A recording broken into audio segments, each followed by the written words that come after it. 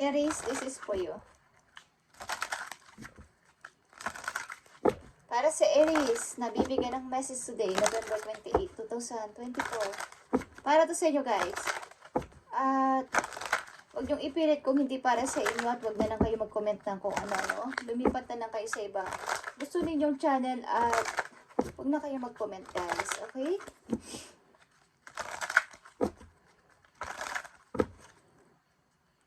Para to sa mga Aries, nabibigyan ng message today, November 28, 2024.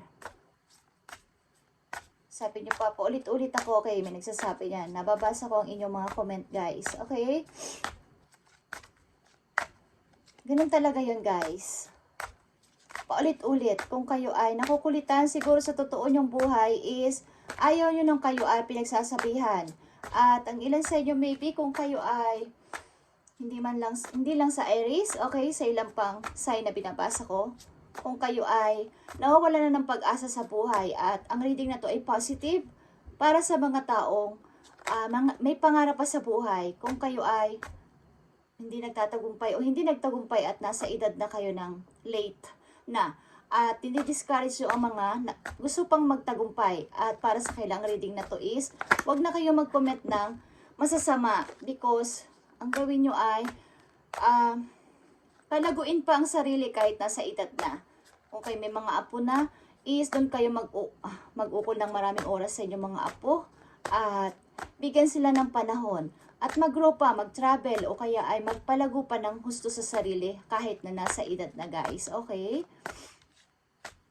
Hindi yun masama. Lumabas-labas, makipag-usap sa mga tao para magpalitan ng idea and experience sa buhay at mag-share ng mga nangyaring magaganda sa buhay, hindi mga negative na mga tungkol sa ibang tao. Okay? Paglago lang sa sarili ang dapat sabihin sa mga tao. Okay? Kung ano kasi ang lumalabas sa ating bibig, yun ang magkakatotoo guys. At hindi nyo namamalayan is may nakikinig na hindi nyo nakikita sa paligid ng mga bad energy. At yun ay lalapit sa inyo kapag malakas ang inyong percent nang sa utak ninyo ang mga negative. Okay? Just saying. Totoo yan guys. Hindi ako nagbibiro. Okay, Aries. Para to sa inyo.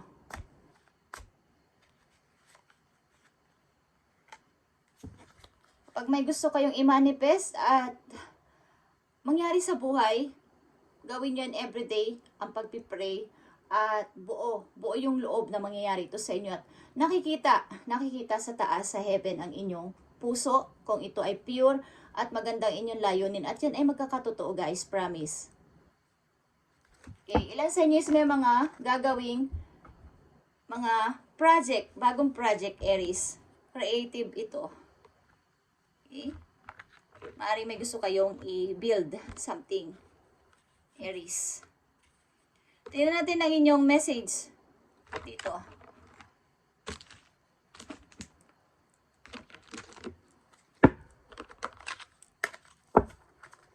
Message for Aries.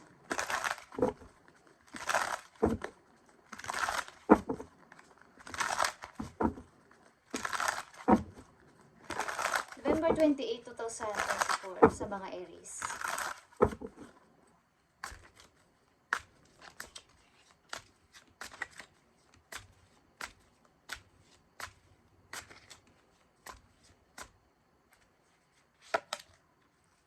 Running, sprint towards the target. Okay? Kung kayo may project na gagawin, Aries, doon na kayo mag-focus. Simula sa araw na to. See the bigger pictures, Aries. Wala nang iba pa. Huwag na yung pabago-bago ang isip. Pag may nakitang ang ilan sa inyo na may bagong gagawin si ganito, si ganyan is gusto nyo ring ibahin na ang inyong plano. Huwag yun, okay? At ano pang message for you? Daybreak. The last obstacle before the emerge of life. Okay. Meron kayong mararanasan ng ilan sa inyo na matinding. Kumbaga, ito na kasi yung last na mangyayaring malaking problema o hindi naman malaki but obstacle na mararanasan nyo. Parang kung sa kasalukuyan nakakaranas na kayo ng mahirap is, yan na ang last. Sapagkat magbabago ang inyong buhay. Something. mag-i-evolve or emerge, okay? Something na may pagbabago magaganap sa inyong buhay. Kaya huwag kayong malungkot kung sa kasalukuyan ninyo nakakaranas kayo ng hirap sapagkat malapit nang magbago ang inyong buhay. May magagandang paparating sa inyo, Aries. Okay. Bigyan natin ng message for Aries.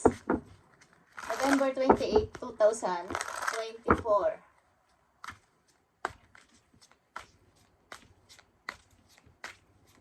Para sa Aries. Okay. Three of Swords and Reverse. Okay. Hindi na kayo makakaranas ng yung mga pain dati. Yung pagtataksil sa inyo, hindi na. Tatanggalin nyo na yan sa inyong puso at maaring nag-i-start na kayo mag-healing. O, nag-i-healing na kayo ng tuloy-tuloy. Aries. Message pa for Aries. Yeah, King of Wands is here. Bilang isang entrepreneur, something kayo ay provider at very talented. Okay, Aries. Ito ay energy ng Aries Leo, okay? At nandito ang Aquarius. Negosyante ang ilan sa inyo nandito sa reading. May bago kayong i-start na project or negosyo. The devil is here or temptation.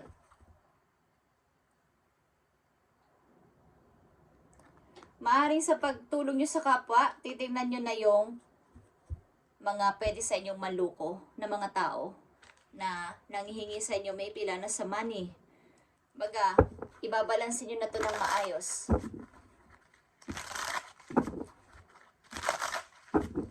Tingnan natin ang message for Aries dito.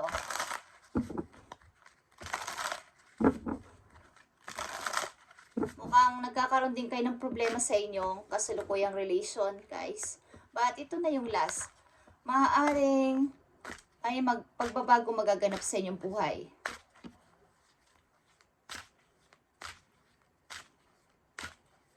Para sa Aries, Three of Swords, King of Wands, and Temptation. Meron dito, may third party, okay?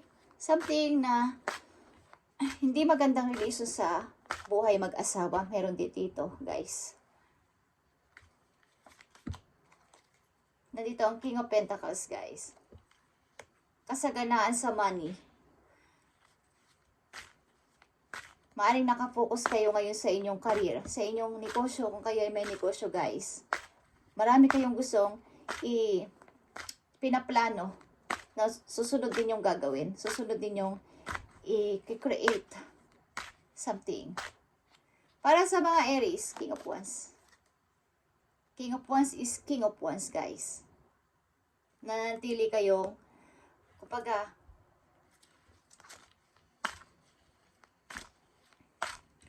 hindi kayo, kumbaga kahit na meron kayong iniisip na person, meron kayong minahal dati, at nasa malayo ang tao na to, o wala na kayo ng person na to, is hanggang doon na lang yon. Hindi nyo siya pupuntahan, hindi nyo siya kakausapin. Nagpapatuloy kayo sa buhay as parang successful person. Kung babae man kayo o lalaki, guys. Nakafocus kayo ngayon sa inyong career and sa inyong trabaho. Pag-iipon ng money. Ilan sa inyo, okay? Iniisip nyo man ang tao na to sa likod ng inyong mind na baka may kasama na siyang iba. Naiisip nyo yung pinagsamahan nyo ng matagal. But hindi nyo siya kayang puntahan or kausapin. O tinitinan nyo rin siya sa kanyang mga ginagawa. Hindi man literal, but nire-research nyo ang person na to. Okay? Aries, Nine of Swords. Okay?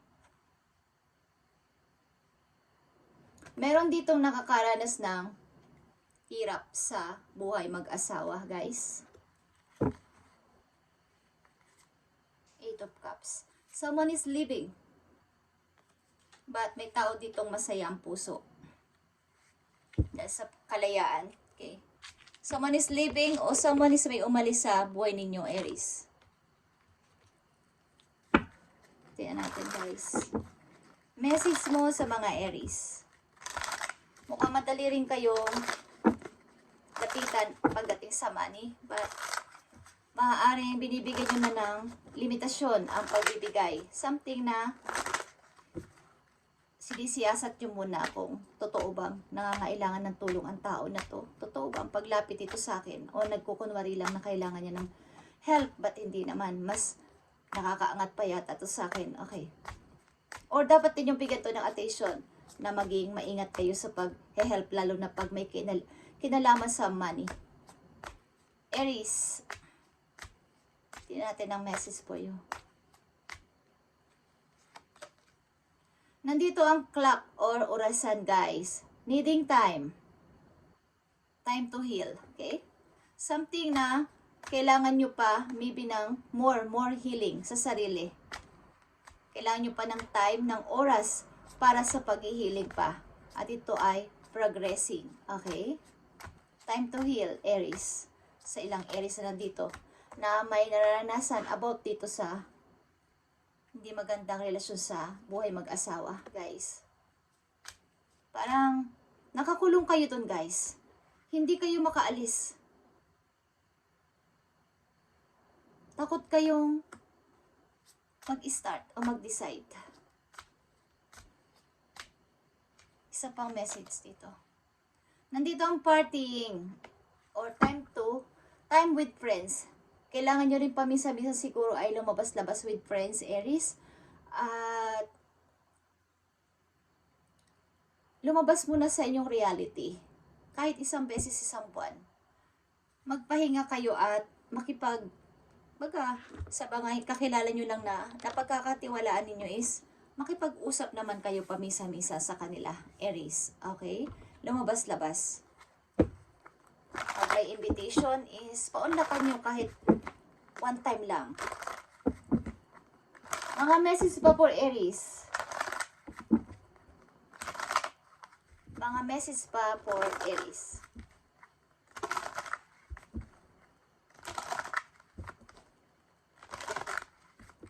November 28, 2024. More healing pa, Aries. More healing sa sarili. Ace of Wands. Kailangan mong i-grow ang iyong sarili in and out, guys. Sa ilang Aries. Mag-start ng bago. Yung inyong passion maybe is nawala na. Nagkaroon ng ilan sa inyo ng pagka-boring. About lalo na sa pag-ibig. Yung ilan sa inyo nakakaranas dito sa mayroong problema sa buhay mag-asawa. Wala ng passion. Yeah, Queen of Cups is here. Isa itong tao na may pamilya, guys, na nasa malayo. Babae man kayo lalaki, guys. Mukhang malayo kayo sa inyong pamilya. At nasa kanilang inyong anak, guys, Aries. O nasa iyo ang anak niya. At nalulungkot. May isang tao ditong nalulungkot at namimiss ang kanyang mag-ama o mag-ina na malayo sa kanya. But something, meron dito sa relation na to na nagtaksil, okay? Maaring pumatol sa ibang person. 7 of defensive ka. 7 of Wands. Ilan sa inyo is defensive? Kahit alam nyo na kapag maraming sinasabi ang mga tao sa inyo na totoo man o hindi, ba't hindi nyo tinatanggap ang mga advice nila? Ilan sa inyo? Mga sinasabi, mga suggestion. Kapag ito ako ngayon, okay? Ito ako. Ito lang ang pinapaniwalaan ko. Hindi ko kayo papakinggan. Kung ano ako ngayon at ano ang iniisip ko, anong desisyon ko. Sino ang pinaglaban ko at ano ang pinaglalaban ko? Wala na kayo doon. Kailan nagsasabi sa iyo ng ganyan? Huwag niyo akong pakialaman. Okay, Aries. Tingnan natin. Mukhang ilan sa inyo ay nakapokus sa inyong career. At dapat nyo itong pagbigyan ng attention talaga sapagkat ang ilan sa inyo ay businessman o businesswoman. O mangyayari ito sa inyo sapagkat kayo ay mayroong i-create na bagong mga project.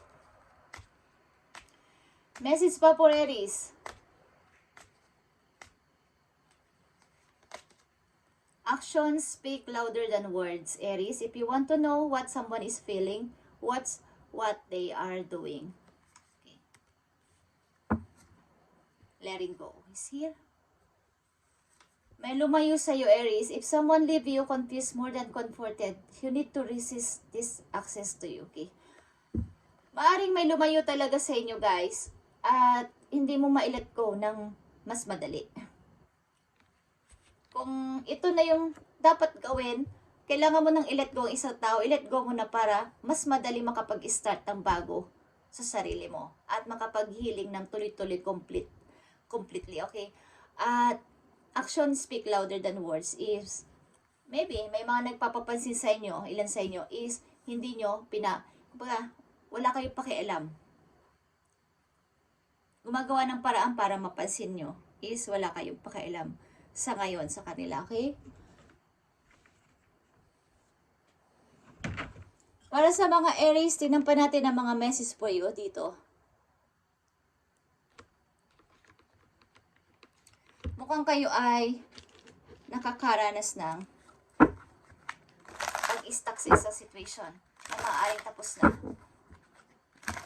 Ilan sa inyo dito? Ang ilan sa inyo dito ay mayroong i-build na something new project. At dapat nyo itong bigyan ng dito lang kayo. Kung yun lang yung naisipan nyo na proyekto, yun lang yun. Wala na kayong babaguhin pa sa plano nyo. At dadagdag pa o babaguhin. Okay.